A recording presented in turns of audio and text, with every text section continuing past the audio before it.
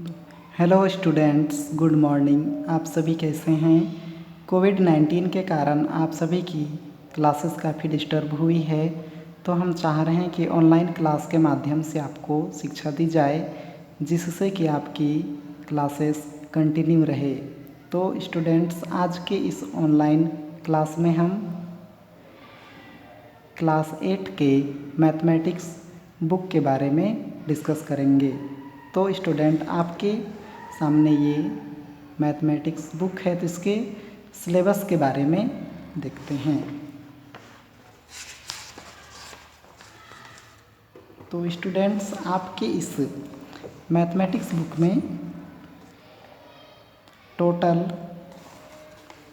Chapter की संख्या 19 है। इसमें हम आज अध्याय 1 वर्ग एवं घन के बारे में जानकारी प्राप्त करेंगे या पढ़ेंगे।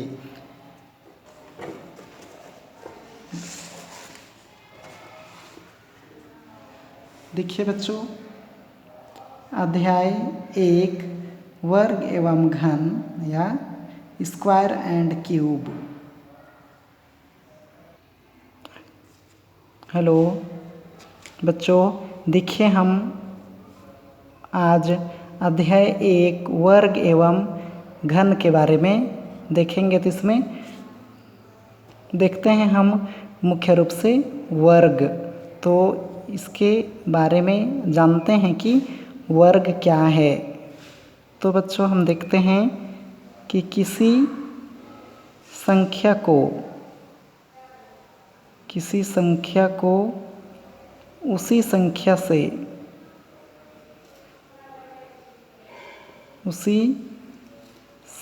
से गुणा करने पर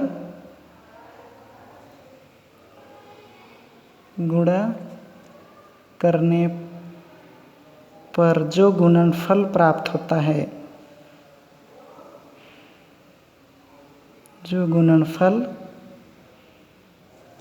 होता है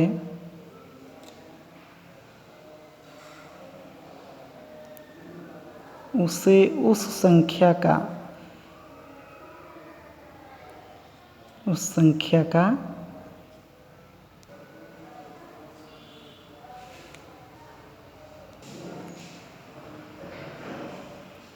तो बच्चों, आगे हम देखते हैं वर्गमूल के बारे में देखते हैं। तो इसमें जो फर्स्ट में हम वर्ग देखें तो वर्ग का जस्ट ऑपोजिट वर्गमूल है। तो इसमें भी किसी संख्या को उसी संख्या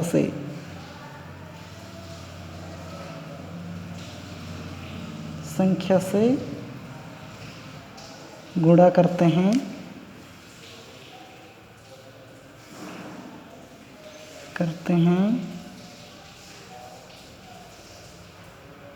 तथा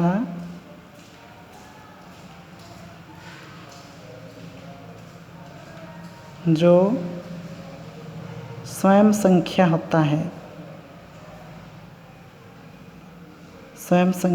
है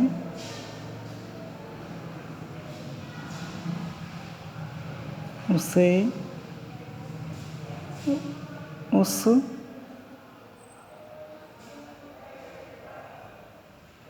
गुणनफल का वर्गमूल कहते हैं।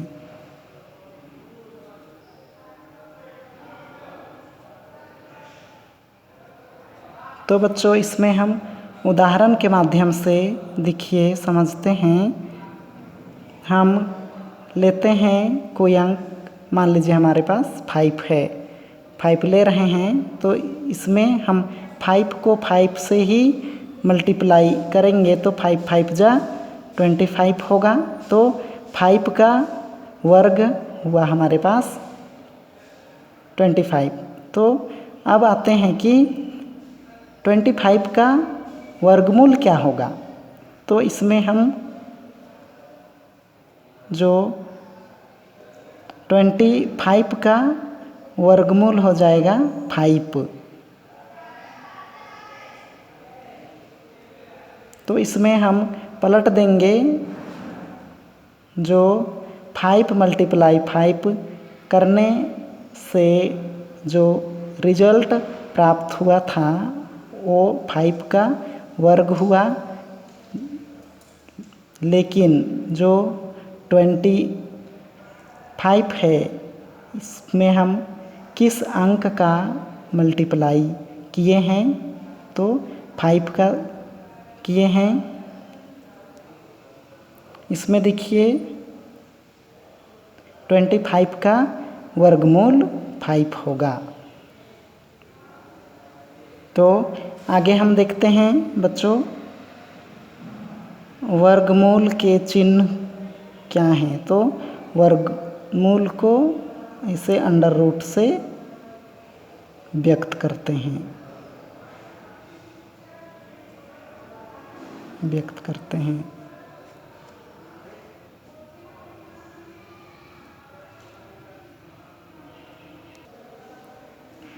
तो बच्चों हम इसमें आगे देखते हैं कि जो संख्या होंगे, अंक होंगे हमारे पास, उसको हम किस प्रकार से पहचान सकते हैं कि ये पूर्ण वर्ग है अथवा नहीं है। अर्थात जो वर्ग होगा, वर्ग संख्याएं होंगे, उसमें जो अभाज्य गुणनखंड प्राप्त करेंगे, निकालेंगे, वो जोड़े में रहेंगे। तो जो संख्याएं होंगे उनको, जो संख्याएं हमारे पास रहेंगे उनको हम गुणनखंड निकाल करके पहचान सकते हैं कि यह पूर्ण वर्ग संख्या है या नहीं है। देखते हैं बच्चों, इसमें वर्गमूल ज्ञात करने के 2 तरीके होते हैं। वर्गमूल ज्ञात करने के तरीके, तो इसमें जनरली हम देखते हैं कि 2 प्रकार से वर्गमूल को निकाला जाता है। पहला अभाज्य गुणनखंड विधि द्वारा निकालेंगे वर्गमूल, अभाज्य गुणनखंड विधि। दूसरे नंबर पे देखेंगे भाग विधि,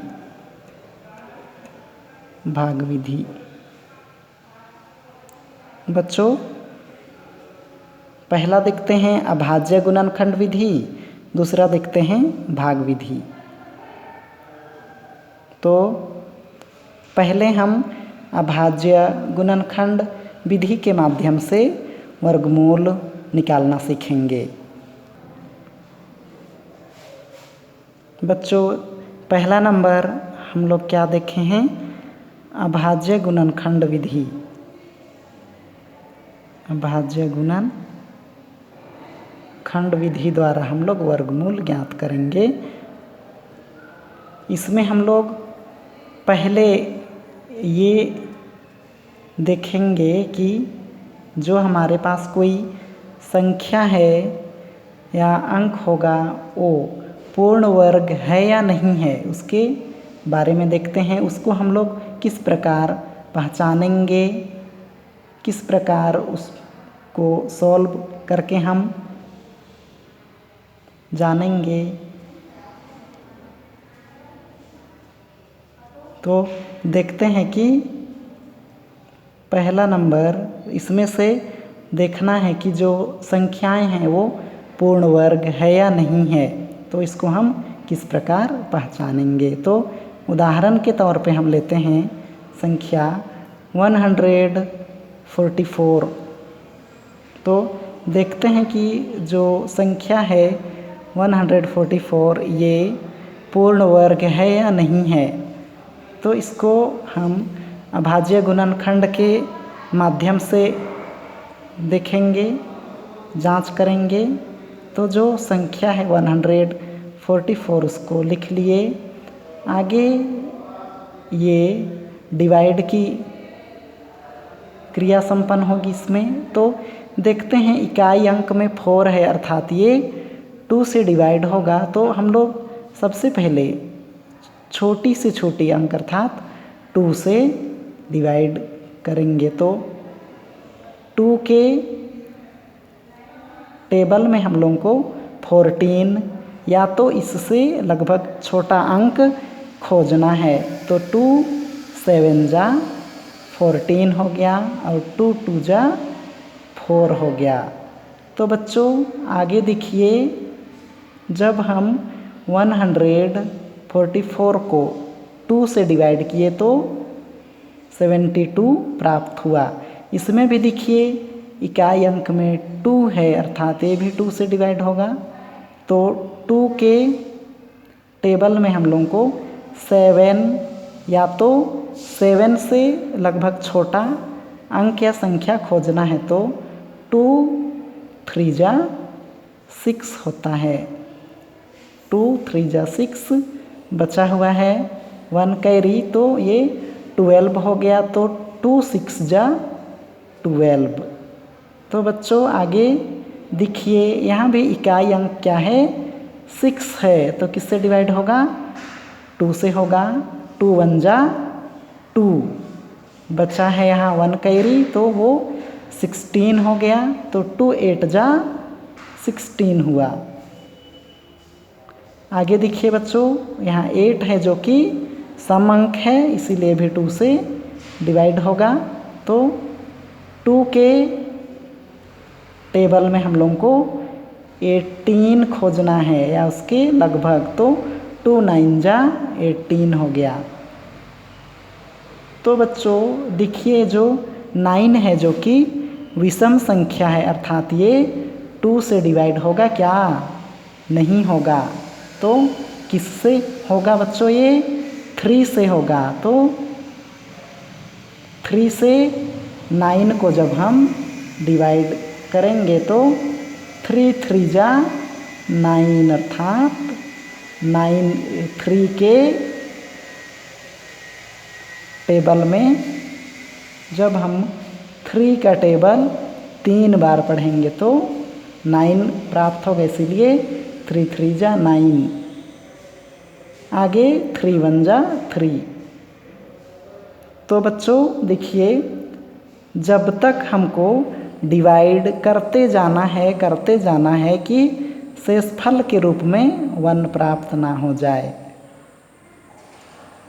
बच्चों देखिए अब शेषफल के रूप में हमारा 1 प्राप्त हो चुका है। तो इसके आगे हम डिवाइड नहीं दे सकते। तो हम देख रहे हैं बच्चों जो हमारा जो संख्या है 144 ये पूर्ण वर्ग है या नहीं है। तो इसमें लिखेंगे 144 इक्वल इसके जो गुणनखंड मिले हैं हमको, हमारे पास 2 2 2 2 और 3 3, इसको लिख देंगे। तो 2 × 2 2 × 2 3 × 3। देख लीजिए बच्चों 1 2 3 4 2 की संख्या कितनी है बच्चों 4 बार है, और 3 की संख्या कितनी है बच्चों 2 बार है। तो हम लोग इसको लिख लिए। तो आगे देखते हैं हम वर्ग अर्थात 2 होता है 2 होता है, तो इसको 2 2 के जोड़े में बना देते हैं बच्चों। ये हो गया फर्स्ट जोड़ा, ये हो गया सेकंड जोड़ा, और 3 3 का हो गया एक जोड़ा। तो बच्चों इसमें जो 144 है इसके जो अभाज्य गुणनखंड हैं उनके सभी के जोड़े बन रहे हैं। तो हम कह सकते हैं कि अतः क्या संख्या लिए हैं बच्चों 144 क्या होगा पूर्ण वर्ग है। तो जब बच्चों इस प्रकार जो अभाज्य गुणनखंड होंगे उनके पूरे पूरे जोड़े बनेंगे प्राप्त होंगे, तो वो संख्याएं पूर्ण वर्ग हैं। तो बच्चों हम देख लिए कि जो 144 है यह पूर्ण वर्ग है। उसके बाद में आगे देखते हैं बच्चों कि जब कोई भी संख्या यदि पूर्ण वर्ग नहीं हो है तो उसको किस प्रकार जानेंगे। तो सेकंड उदाहरण के रूप में लेते हैं 252। तो इसका भी बच्चों अभाज्य गुणनखंड प्राप्त करेंगे। तो 252 को उसी प्रकार डिवाइड करेंगे। तो बच्चों सबसे पहले किससे करेंगे, 2 से करेंगे। 2 1 जा 2, 2 2 जा 4, 1 बचा है बच्चों कैरी, तो यहाँ 12 होगा। तो 2 6 जा 12 हो गया बच्चों। आगे देखिए इकाई अंक में 6 है तो ये 2 से डिवाइड होगा बच्चों। 2 6 जा 12 हो गया बच्चों और 2 3 जा 6 हो गया। आगे देखिए यहाँ 3 है तो 2 से आगे डिवाइड नहीं होगा बच्चों, इसको ध्यान में रखना पड़ेगा। तो आगे 3 से हो जाएगा बच्चों। 3 2 जा 6 होता है बच्चों, तो 3 2 जा 6 हो गया। 3 1 जा 3 हो गया बच्चों। आगे देखिए बच्चों हमारे पास आया है 21। तो ये किसके टेबल में मिलेगा बच्चों, 3 के टेबल में मिलेगा। तो 3 के टेबल में 7 बार जाएंगे तो हमको 21 मिलेगा। तो 3 7 जा 21 हो गया। आगे बच्चों ये फिर 3 से नहीं होगा, 4 से भी नहीं होगा, 5 से भी नहीं होगा और 6 से भी नहीं होगा। डायरेक्ट ये स्वयं 7 से ही होगा, इसीलिए 7 1 जा 7 हो गया बच्चों। तो इसमें भी जब तक डिवाइड करते जाना है जब तक कि शेषफल 1 प्राप्त ना हो जाए। तो बच्चों हमारे पास शेषफल के रूप में 1 प्राप्त हो गया है। तो आगे इसके जो अभाज्य गुणनखंड है इसको लिख लेते हैं। तो 2 की संख्या कितने हैं बच्चों, 2 बार आया है। 3 की संख्या बच्चों कितनी बार आए हैं, 3 बार आए हैं। 3 × 3 और 7 की संख्या बच्चों मात्र 1 बार रिपीट हुआ है। तो इसमें देखिए बच्चों 2 का जोड़ा बन रहा है, 3 का भी बन रहा है, लेकिन ये 7 का जोड़ा नहीं बन रहा है बच्चों। तो इससे हम कह सकते हैं कि अतः 252 पूर्ण वर्ग नहीं है। तो बच्चों अभी हम जो संख्याएं होंगे उनको किस प्रकार पहचानेंगे, जानेंगे कि वो पूर्ण वर्ग हैं या नहीं हैं। तो अभी हम संख्याओं को पहचानना सीख चुके हैं कि कौन सा संख्या पूर्ण वर्ग है और कौन सा संख्या पूर्ण वर्ग नहीं है। तो बच्चों आगे हम इन्हीं संख्याओं के माध्यम से वर्गमूल निकालेंगे। तो पहले तो हम बच्चों आगे हम इन्हीं संख्याओं से वर्गमूल ज्ञात करना सीखेंगे। तो अभी हमने देखा है कि जो संख्याएं होंगे, अंक होंगे, उसको किस प्रकार हम पहचानेंगे कि ये पूर्ण वर्ग है अथवा नहीं है। तो इसी से देखते हैं हम आज का होमवर्क बच्चों। होमवर्क देखिए बच्चों, क्वेश्चन क्रमांक 1,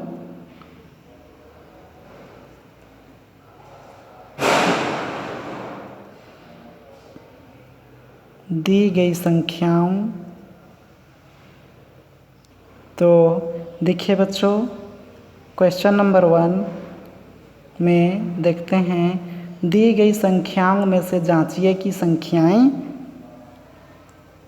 पूर्ण वर्ग है या नहीं।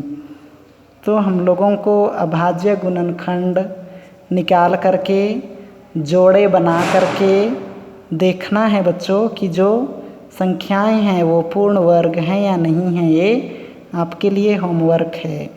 पहला नंबर 164, दूसरा नंबर 257, तीसरा नंबर बच्चों